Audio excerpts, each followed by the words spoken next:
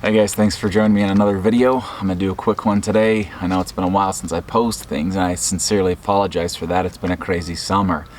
Anyway, I wanted to show you 4 ways to make fire with a ferro rod that's very, very easy. It doesn't take a lot at all.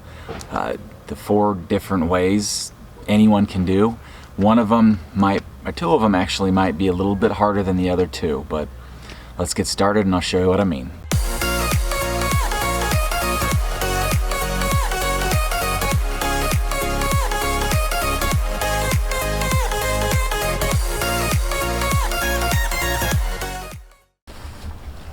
Alright, first thing, we're doing this in my backyard, so we need just something to contain the fire. I'm going to use this cookie sheet here.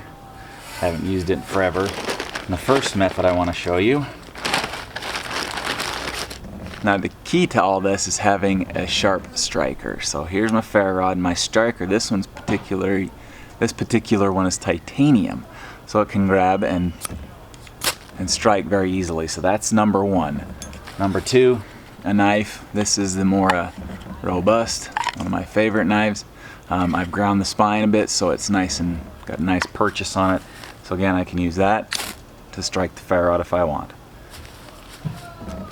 Now the first method I want to show you is this right here. This is just a piece of pine wood. Now this particular one is called fat wood because it's impregnated with sap. But if you want to, you can. What you need to do is just take little bits of this stuff off of here, just small flakes. We're going to throw it in the tin. But what you want to do is create just shavings, and you don't have to be very good at this. I'm terrible at it, so I just create some shavings here. There's guys that are watching that are cringing right now because they're far better at this than I am. But all you want to do, create a small pile of shavings like so, and then throw a spark into it.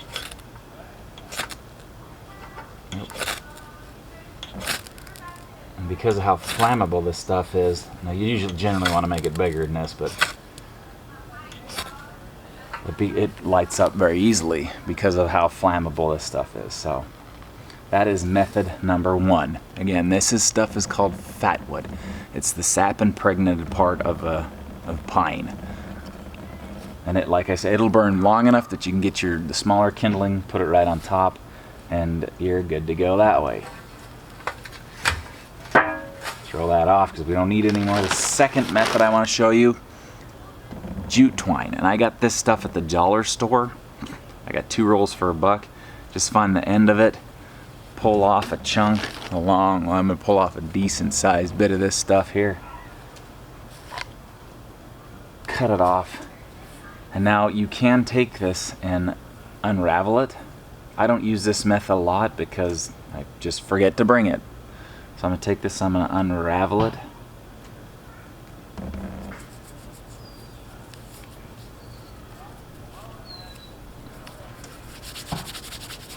We want to just kind of fray it up a bit like that, just so it's got a lot of fibers hanging off. You can spend your time and unravel it if you want, but phone alarm's going off. Pause the video. Edit time. We're getting there. So I want to take this and I want to just fray it so it looks like a snarled mess of your sister's hair. Put that in a pile like that. Grab your sparker with this, you can stick it right down there, and there it goes. Well, there it went.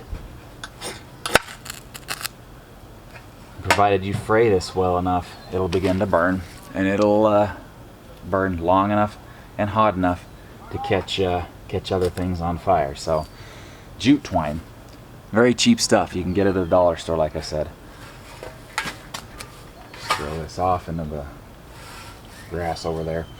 Alright, so jute twine, pine sap down to this one. You can either make these or buy these, and all this is a piece of wax wood. Essentially all it is really just wax. It's just shavings of some kind. You see, it's just kind of some shavings that has had wax put into it. You can use anything flammable, mix it with any kind of wax, and you can make this stuff. So I get it. Well, this is a little more technical. You got to make some curls of this.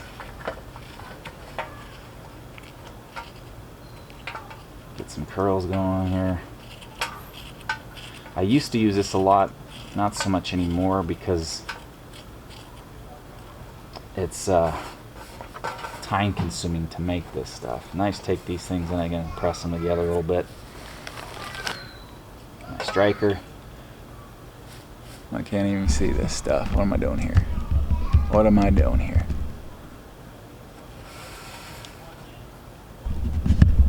You take your striker, press it up in there, and throw some sparks at it until it ignites. There it goes. Very, very simple. Very simple. Now the last but not least, everybody's got this stuff. Everybody's got this stuff, right?